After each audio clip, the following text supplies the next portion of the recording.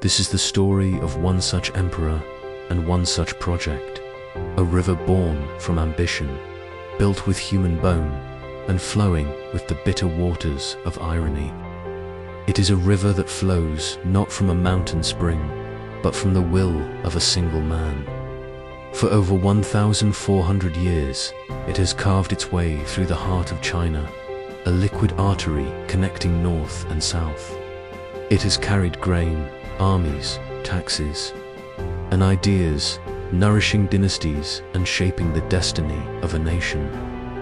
This is the Grand Canal, the longest man-made waterway on Earth. It is a monument to breathtaking achievement and a tombstone for the dynasty that built it.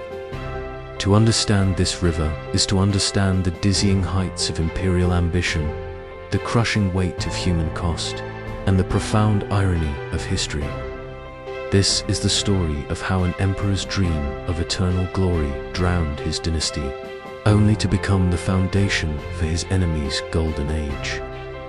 Our story begins at the dawn of the 7th century, after nearly 400 years of fragmentation and civil war.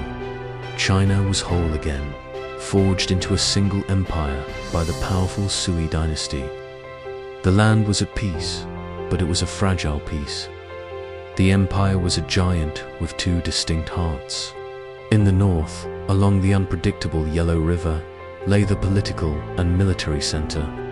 Here was the capital, Daxing, and the massive armies that stood guard against the ever-present threat of nomadic horsemen from the steppes.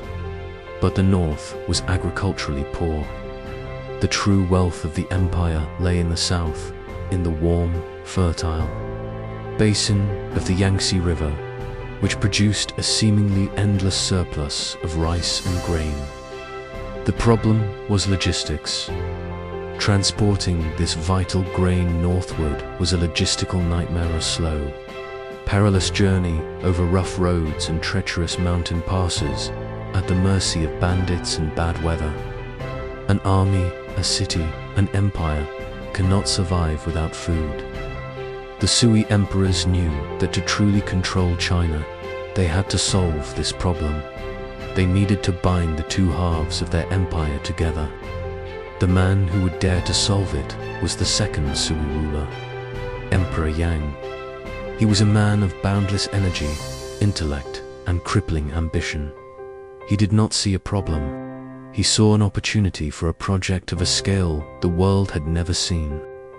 He envisioned a new river, a liquid highway forged by human hands, stretching over 1,000 miles. This Grand Canal would be the empire's lifeline. Fleets of barges would carry the South's bounty to feed the capital and the northern garrisons. Armies could be deployed with unprecedented speed. The canal would be more than an infrastructure project.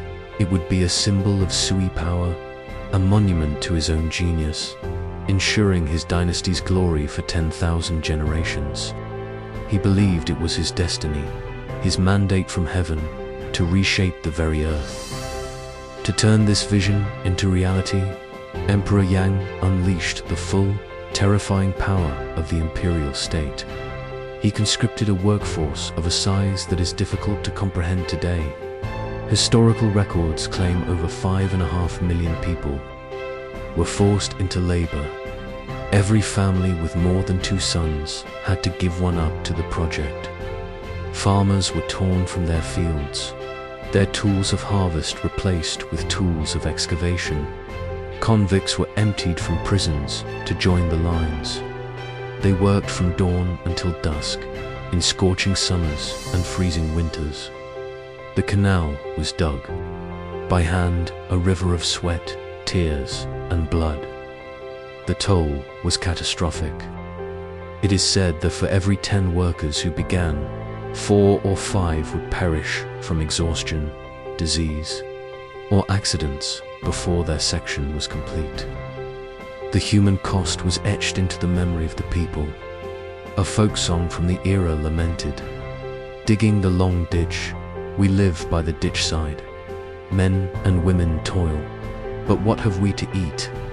clothes, we have none to cover our bones. An old saying emerged, one that would echo through the centuries.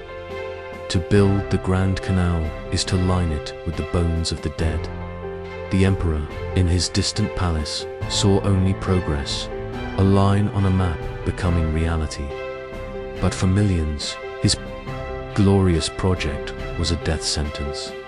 Their resentment simmered, a quiet but dangerous current flowing just beneath the surface of the empire. And yet, in a feat that defies imagination, the main sections of the canal were finished in a mere 6 years. To celebrate his triumph, Emperor Yang embarked on a grand inspection tour. He commissioned a fleet of dragon boats, so vast it was said to stretch for over 60 miles.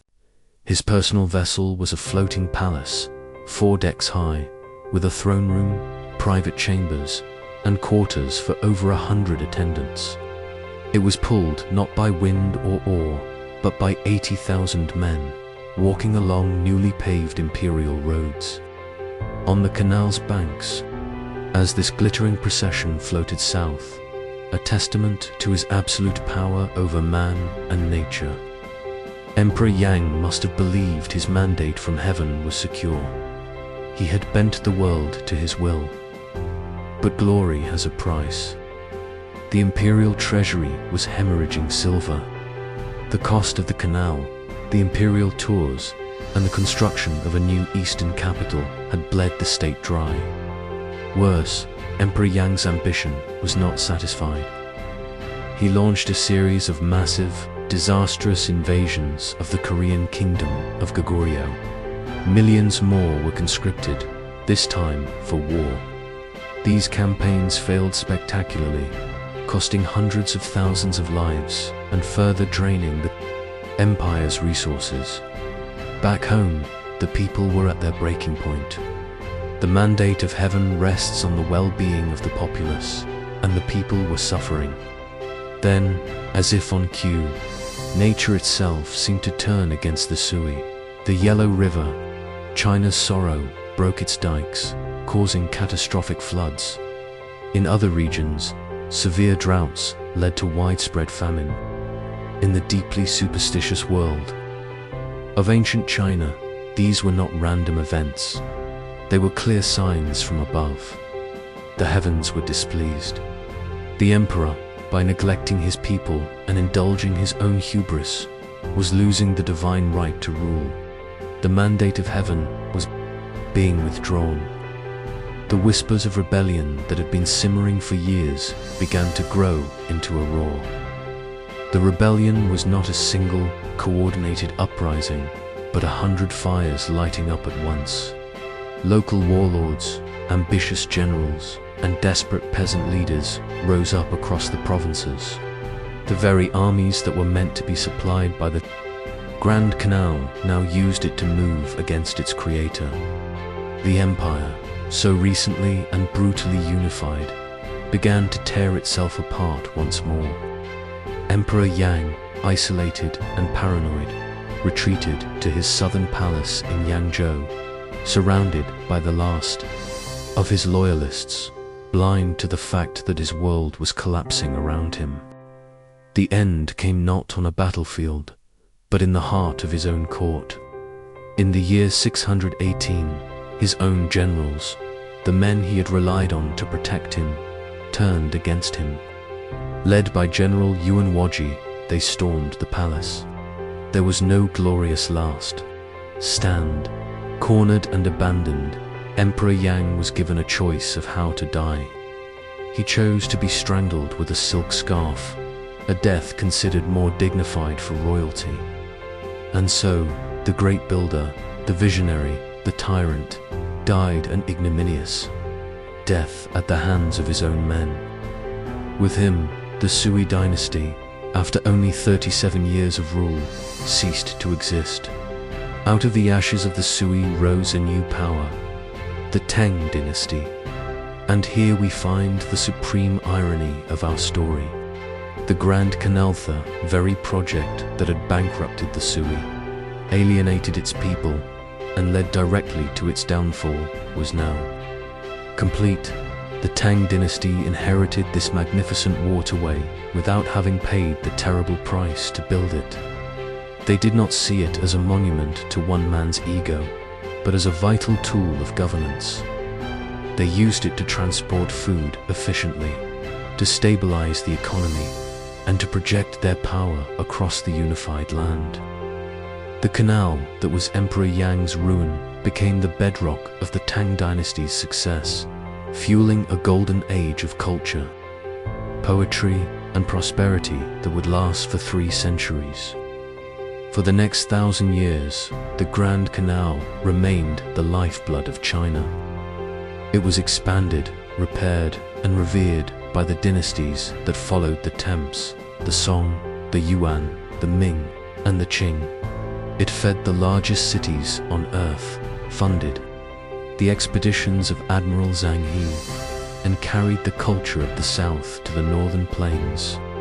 It outlasted every emperor and every dynasty, a silent witness to the endless cycle of Chinese history. Today, parts of the canal are a UNESCO World Heritage Site, while others still carry the lifeblood of modern commerce, flowing alongside highways and high-speed railways.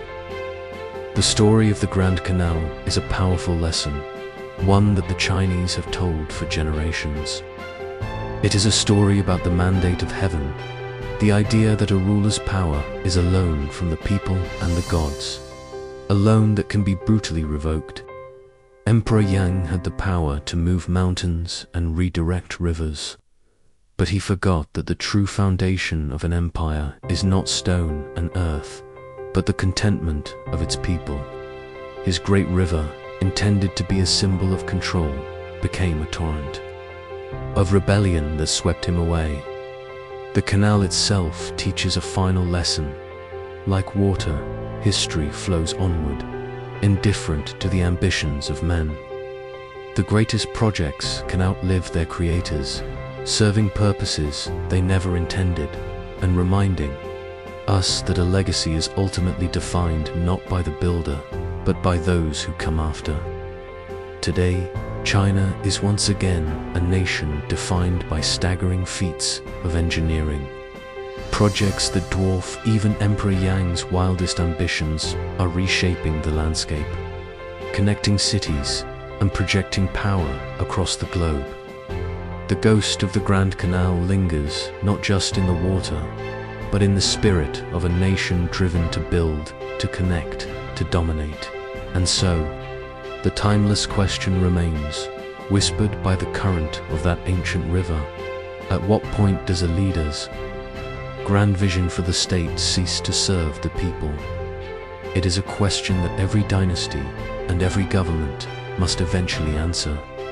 For the mandate of heaven, in one form or another, is never truly owned. It is only ever borrowed.